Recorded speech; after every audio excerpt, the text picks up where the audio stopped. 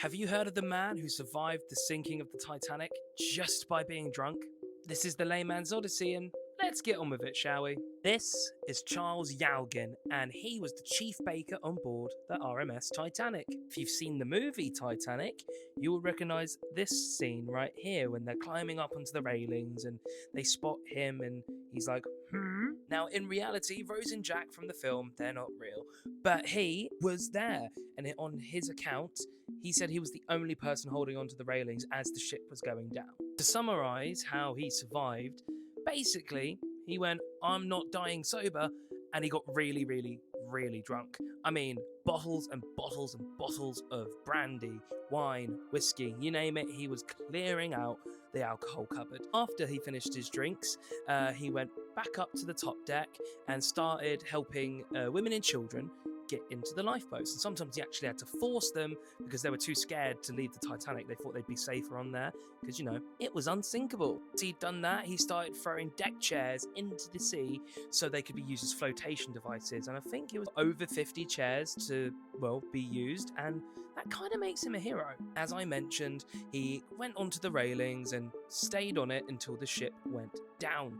Obviously, this is after the breakage in half, keep in mind. Now, once he was in the water, he was in there for what he claims for about 2 hours until he came upon rescue. Now, this definitely is exaggerated at the very least. It's impossible for him to have been in such cold waters for that long without dying. It was more than likely around 15 to 20 minutes because he was so drunk. Time escaped him, really. This is Collapsible B, and this is where he was found.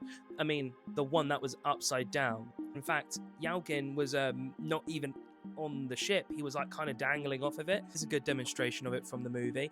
You see Lightoller there, who was commanding the overturned lifeboat. And then over here, you got your boy. Now, this is footage of the rescue ship Carpathia arriving in New York with the Titanic's survivors, including our baker boy Yalgin. When he arrived in New York, he gave his testimony, told his story, and that's where we are today. Now, more than likely, as I mentioned, he wasn't in the water for that long. Also, the fact that he was so drunk probably didn't play any part in him surviving. It's more than likely just really, really lucky. Keep in mind, alcohol actually makes the effects of hypothermia worse. However, it probably helped him stay very, very calm in the water, stopping him from going into cold shock and avoiding cardiac arrest and all that stuff. But it's still a pretty fun tale to tell. Here are just some of the sources that I used for this video. Thank you for joining me on the Layman's Odyssey, and I'll see you in the next one. Take care.